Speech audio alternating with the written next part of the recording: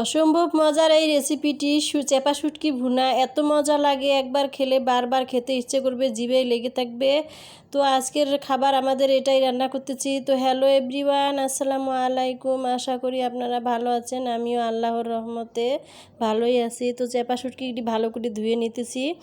এই চেপা শুটকিটি এত মজা লাগে, মানে আপনারা না দেখলে না খেলে বুঝতে পারবেন না। তো আমার রেসিপিটা একটু দেখে রান্না করে খেয়ে দেখবেন, অনেক ভালো লাগে। তো এখন দেখেন শুটকিগুলো ভালো করে প্রসেস করে ধুয়ে নিলাম, আর পেঁয়াজ মরিচগুলো একটু ভালো করে ভেজে নিলাম।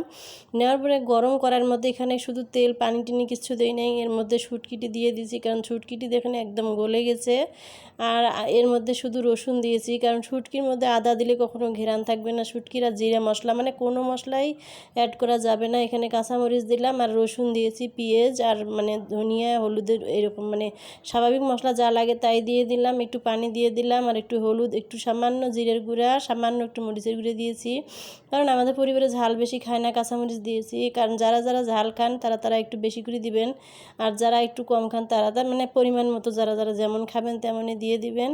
দিয়ে একটু পানি দিয়ে একটু লাড়াচাড়া করবেন, আর শুটকির কাঁটাগুলো এইভাবে বেছে ফেলে দিবেন, তাই দেখবেন একটা কাঁটাও থাকবে না, সুন্দর মতো আস্তে আস্তে কাঁটাগুলো খুলে যাবে। আর শুটকির গা তো খসেই গিয়েছে। তো শুধু শুটকি দিয়ে তো দুপুরে ভাত খাওয়া যাবে না, তো ডিম ভুনাও করতেছি। দেখেন ডিমগুলো ভালো করে কষিয়ে নিলাম, এখন ডিম ভুনাও করব। দুই চুলায় বসিয়ে দিয়েছি, ওই চুলায় মানে এক তরকারি, এই চুলায় এক তরকারি, দুই চুলায় দুইটাই বসিয়ে দিয়েছি।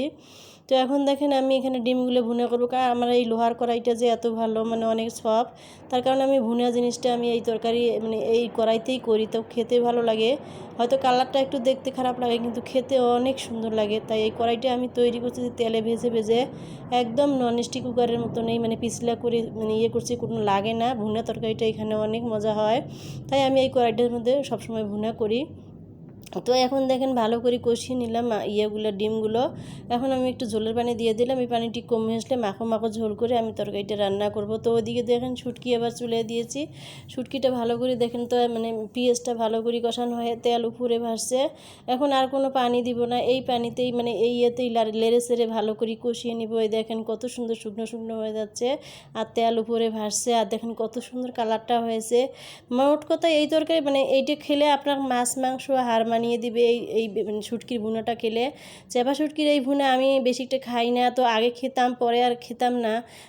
চেপা শুটকিটা বেশি একটা মানে বানায় অন্যরকম করে, তাই খেতে ইচ্ছে করতো না।